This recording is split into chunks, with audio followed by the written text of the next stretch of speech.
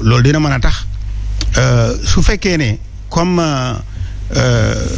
monsieur le maire le député me l'a dit tout à l'heure jouer nañ le jeu de la démocratie comprendre que les députés qui iront à l'Assemblée nationale dañ fa dem pour la nation sénégalaise war nañu à chaque fois que de besoin ñu toog ñu waxtaan ko à tous les niveaux que ce soit au niveau du bureau que ce soit au niveau des commissions pour que loi yi nga xam ne day tax réew mi avancé loi yooyu ñu voté ko parce que confrontation c'est très bien sur le terrain politique mais à l'Assemblée nationale dañ war a am une démarche intelligente boo xam ne dana mën a tax réew mi li muy xaar ci ñoom ñu am ko bon je crois que le pouvoir sera à l'aise bien que nag lañ amoon. le pouvoir majorité bu courte la am majorité boo xam ne bu gàtt lool. waaw xam nga pouvoir yi c'est comme c'est système c'est le système c'est différent de l'antisystème parce que si vous prenez la majeure part dañu fi nekk ñoom Khalifa Sall nga jël ñi nga xam ne dañoo bokk ak moom ñi nga xam ne dañoo bokk ak wàllu ñoom ñëpp dañu xam administration ñooñu ils ont été formés dans des partis ce n'est pas des anarchistes qui sont arrivés au pouvoir donc ñoom xam nañu lan mooy pouvoir xam nañu lan mooy état xam nañu lan mooy république xam nañ ne ils auront en charge les préoccupations des populations donc je crois que le problème ni ngeen koy foogee ñoom duñ ko indi xaw ma nag du côté de l'autre camp nga xam ne Sonko c'est-à-dire na leen jaral seen bakkan le combat mortel loolu laa xamul est-ce que ñoom danañ ko. mais loolu waxagu ko pour l'Assemblée nationale. nga ne. waxagu ko pour l'Assemblée nationale. non attends man xaw ma li mu wax parce que si on parle de philosophie si on parle de doctrine si on parle de démarche c'est une façon de faire c'est une façon d'agir donc on ne peut pas le juger ci li muy war a wax ëllëg. mais on le juge sur la démarche bi nga xam ne Sonko adopté na ko ba ñëw. dama ne j'ai plutôt confiance que ku mel ni Khalifa Sall ku mel ni le président Gakou ku mel ni ñeneen ñi nga xam ne cité nañ ko. ñoom ñi nga xam ne ñoom ñi ñu àndal ñoom Habib Sy ñoom kii Aïda Mbodj ak ñeneen ñu nekkoon ci pouvoir bi xam lan mooy état ñoom awma crainte à ce niveau-là mais ñi ci des xamaguma lu ñuy wone. xamaguma Sonko lan lay wone foofu ak. mais monsieur le ministre. Oui. Ousmane Sonko a été député pendant 5 ans il a été un des meilleurs députés de l'Assemblée. ñaata situation teg la fi la ba munoo ne xamoo ko te il a été un des plus grands députés que ce pays ait connu. non mais bi mu nekkee député aussi.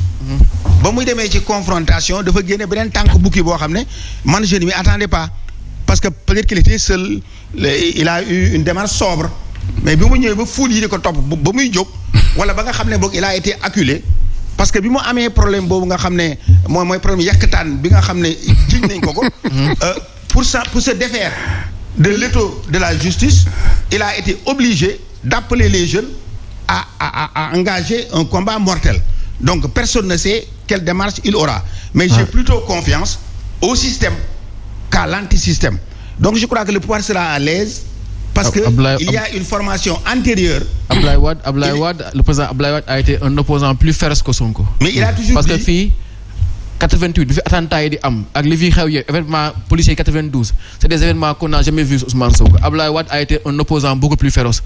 Ousmane Sonko, on a voulu l'humilier, il s'est défendu. Abdoulaye Wade, il a toujours dit je ne marcherai jamais sur des cadavres pour accéder au pouvoir. Il est sorti alors en marchant sur des cadavres parce que les événements de 2012 c'est plus de 12 morts. Alors, les 14 morts, donc, moi, pour 12 morts. Donc, je crois que la comparaison n'est pas raison. Si vous parlez de chiffres...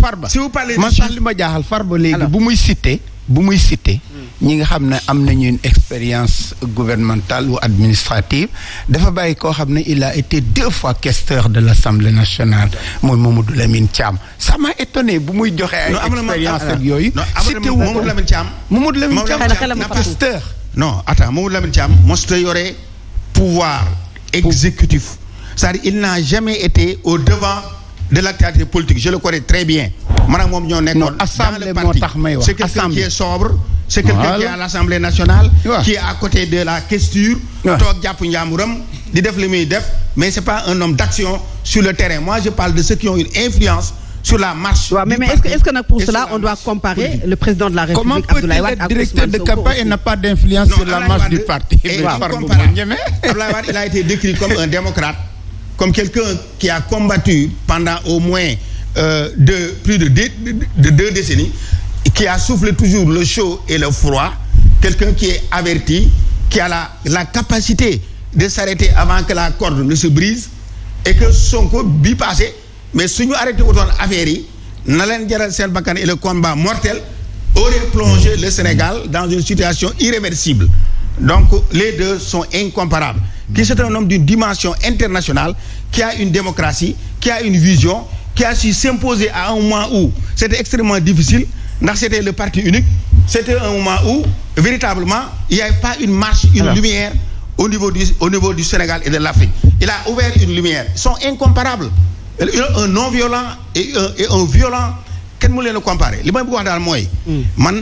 Cette assemblée-là, j'ai confiance qu'il y aura des hommes qui vont peser sur les décisions, qui connaissent l'État, qui sont dans le système et qui l'ont vécu, qui a eu une formation au niveau des socialistes, ou une formation au niveau des libéraux, ou une formation au niveau des communistes, et qui vont peser de tout leur poids pour que tout se passe dans la grande tranquillité et dans le respect de chacun dans ses choix et dans ses démarches pour l'intérêt de la nation, pour que demain les populations sénégalaises puissent se retrouver dans notre assemblée en voyant leur espoir ou bien le rêve se réaliser. Très bien Farba. Alors Ngouda ñu ngi koy wax mi ngi wax certes comparé wuñu, mais aujourd'hui ci yéen la coalition Wallu la ñu déggee que war nañu mën a am des groupes parlementaires. Je peux le citer, Doudou Wade bu fekkee taayuma exactement li nga xam ne moom la wax, am ñaari groupe parlementaire, c'est bénéfique pour l'opposition. Mais est-ce que loolu mënul saper l'unité de l'opposition, de l'intercoalition Wallu ak Yewwi? Voilà, merci Fatablo. Damay jéggulu rek waaye dafa am loo xam ne bi ngeen di lancer un cri d'orfèvre léegi dama noppi woon jotuma ci wax, mais dama ci bëggoon wax. Mercredi passé dafa naa mercredi la dafa am mag ay quelques ay projecteurs ak yooyu ñu doon monter daara Xelkom ñu jaar Touba évidemment. bu ma jógee jumaa ji jaar booru guy mbind ak yooyu sama xol neexul woon te bi ngeen di wax la xam ni mën naa profité wax loolu tuuti fii météo sama xol métti woon na lool te li yoo xam ne dañoo gasu yàqu te foo xam ne fu ne ndox li ma gënoon a tiital mooy nan la ñuy màggale te la tax may wax loolu mooy pour l'ensemble du Sénégal, on a 766 et quelques milliards pour l'assainissement. Pour Touba, il y a eu beaucoup de projets spéciaux. Dernier, nous avons 23 milliards. Or, il est évident, Koudem Begis Lolo Touba, Hana Kuy Terreri ni de wax, mais bo demé Begis li ma gis, te seigne bi sax wor na la ni bo déglo seigne Bass.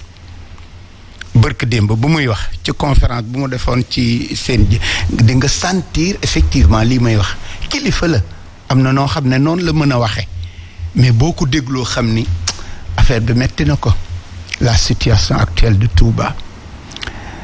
Il faut que gouvernement bi ak la mairie de Touba xam ni c'est la deuxième ville du Sénégal, quelle que puisse être l'acception bi nga xam ne moom nga mën a am. C'est que Touba doit être géré de façon différente.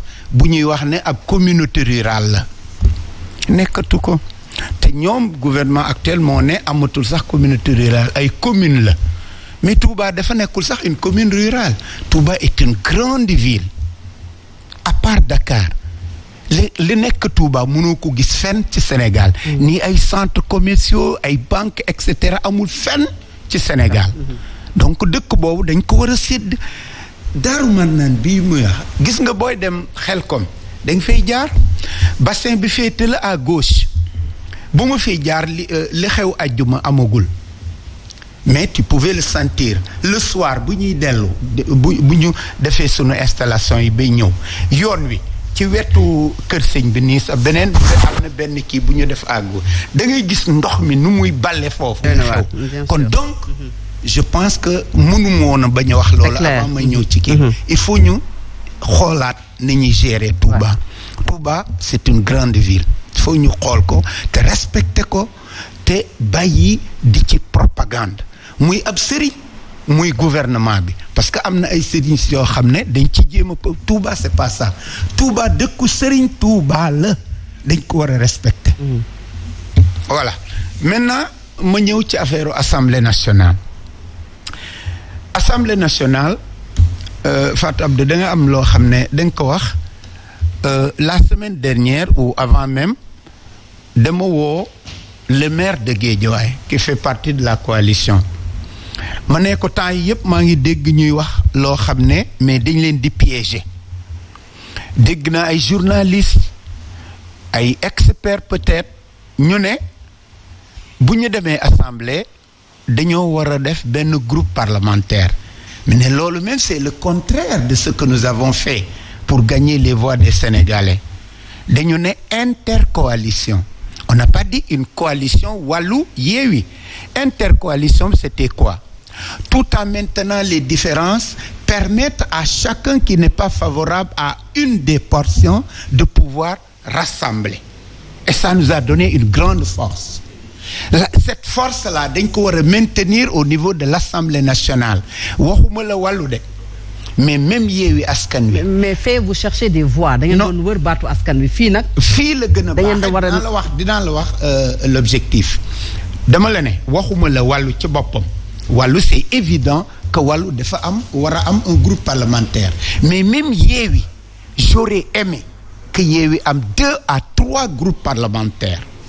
li may wax ni je peux démontrer l'efficacité parce que l'action au niveau de l'Assemblée de voter ay groupes les groupes c'est des modalités d'action c'est une organisation pour pouvoir agir de façon efficace moo tax ñuy def ay groupes mais l'action c'est fait par les députés or que ñun kii man ma am kër kii am kër ne veut pas dire que ñun mënuñu boole sunu kër yi defar sunu village donc bu ñu demee assemblée malgré que muy am un groupe parlementaire wàllu malgré mu mën a am 2 autres ou 3 autres groupes parlementaires yu soqeekoo ci Yewwi Askan Wi chaque action sunu groupe yooyu xanaa kay même il y a un bureau de l'Assemblée bu dara naree xew dañuy tase bu waxatuma la nag une intercoalition alors lépp lu war a xam xew assemblée dinañu daje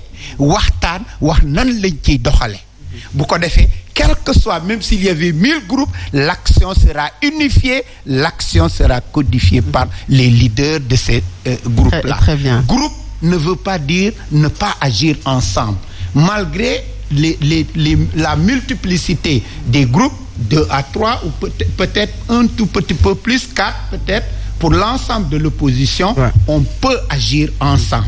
Et c'est ce que je souhaite. Ah bah rapidement. Fatou Abdou, nous, au niveau de Yewwi Askan Wi, réunir guñu tooguñu def benn réunion entre tous les députés pour mën a élaborer une stratégie.